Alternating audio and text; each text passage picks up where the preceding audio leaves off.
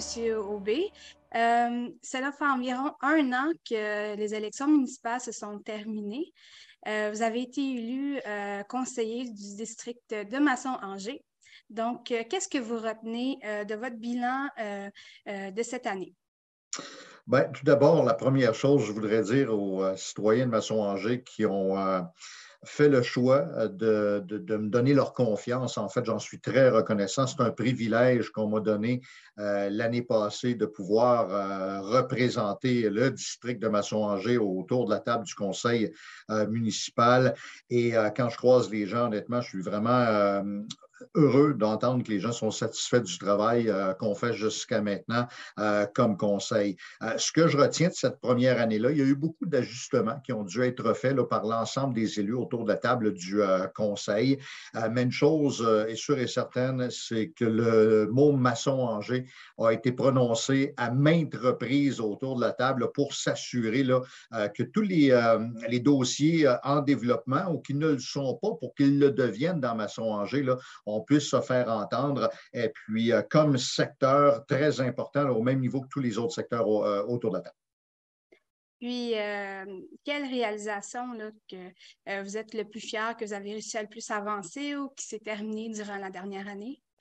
J'en aurais tellement à vouloir vous dire dans les nombreuses réalisations. Des fois, ce sont des réalisations qui sont très, très visibles, lesquelles on en est fier. Bien sûr, on ne peut pas passer à côté, finalement, l'arrivée du bassin de Jacques-Émy. Ça, c'est dans le secteur maçon, qui a été commencé là, par le travail de l'ancien conseiller avant moi, qui a été finalement inauguré. Et c'est le bassin, ça, le plus fréquenté de toutes nos piscines dans la grande ville de Gatineau. Alors ça, est sûr et certain qu'on doit en être fier.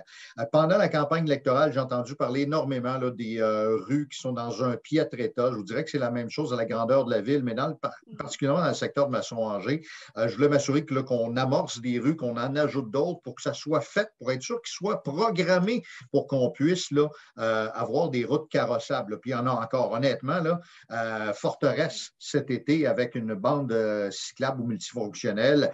Ça, c'est très apprécié. C'était en grande demande dans le secteur de Angers.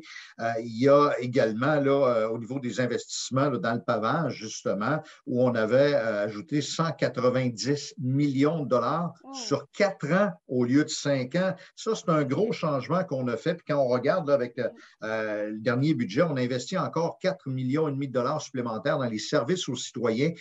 Et la moitié de ça sera seulement dans le déneigement, avec de la nouvelle machinerie, notamment des équipes de soufflage de plus. Alors, c'est vraiment le service de base aux citoyens. Pour moi, c'est ce qui importe de pouvoir offrir aux gens de Masson-Angers ce service-là auquel ils méritent, avec tous ces petits ajouts-là qu'on fait. Ce sont des fois de petits ajouts, mais avec de gros montants. Évidemment, il faut trouver toujours l'équilibre là, entre la hausse des taxes et puis le service aux citoyens. Il y a des demandes de partout. On a beaucoup de rattrapage à faire à la grandeur de la ville, mais une chose est certaine, là, dans Masson-Angers, sont deux trucs ou plusieurs trucs que je pense qui ont marqué cette première année-là. Il y en a d'autres parce que le district est très grand. C'est le plus grand district de toute la ville.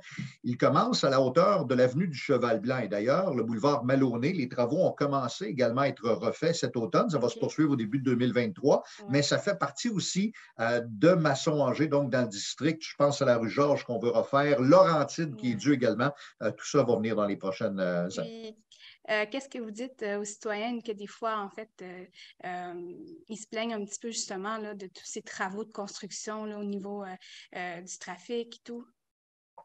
Oui, il y en a eu beaucoup parce que ça a été combiné avec des travaux aussi sur l'autoroute 50 par le MTQ au cours des dernières semaines. Les travaux de ce côté-là qui sont sur le point d'être finalisés. Bien sûr, il y a cet équilibre-là à avoir. Bien sûr, on peut entendre là, certaines requêtes, certaines plaintes de gens qui se plaignent des travaux, mais en même temps, de l'autre côté, on a des gens qui souhaitent qu'on refasse nos rues, nos structures, nos infrastructures. Oui. Alors, on ne peut pas le faire d'omelette sans casser des œufs, on l'a déjà dit. Il s'agit d'avoir un équilibre, s'assurer que tout le monde se parle. Oui, évidemment, pendant quelques mois, on se retrouve là, avec des enjeux sur, des fois, ça touche même des terrains privés là, quand on refait des rues, mais après ça, nos équipes là, vont refaire le tout pour s'assurer qu'après ça, on puisse notamment circuler sur des rues là, qui sont carrossables.